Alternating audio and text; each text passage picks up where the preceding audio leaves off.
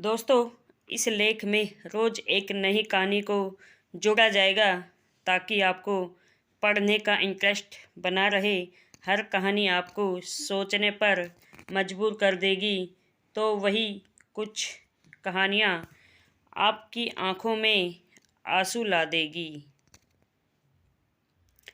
गरीब का कोई नहीं होता।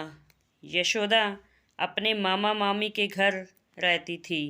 मामा तो यशोदा को बहुत प्यार करते थे, लेकिन मामी को यशोदा का उनके घर रहना पसंद नहीं था।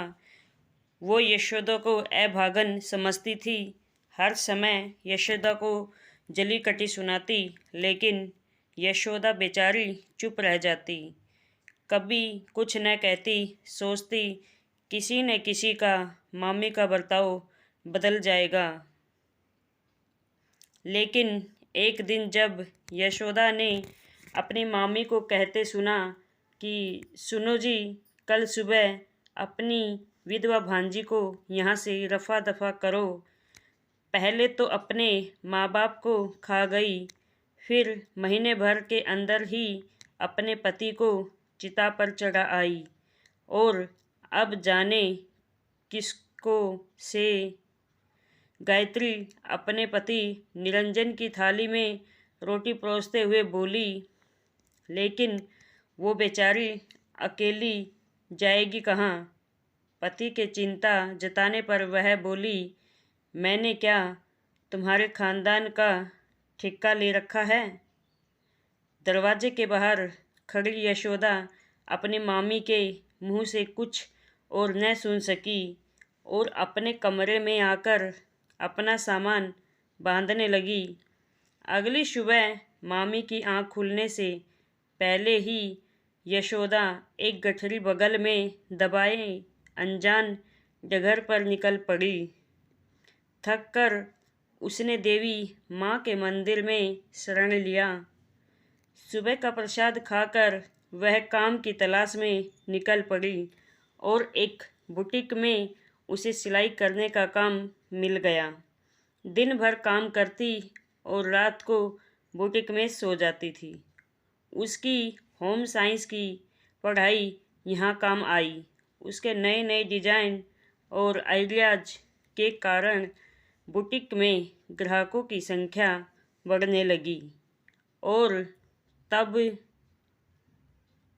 बुटीक की मालकिन ने उसे अपने आउट हाउस में रहने के लिए जगह दे दी।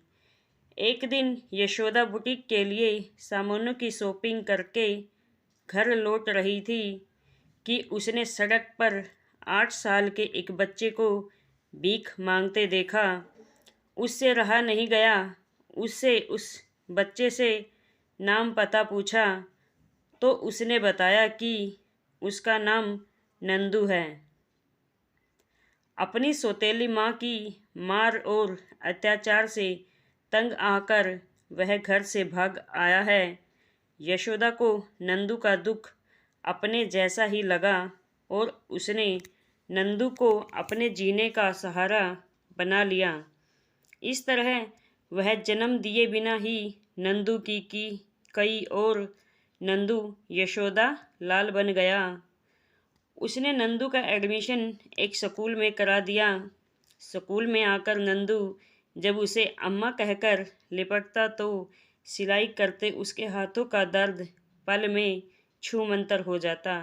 रात को जब वह अपने नन्हे नन्हे हाथों से उसके सिर को दबाता तो उसका मातृत्व आँखों से अश्रु बनकर छलक पड़ता था।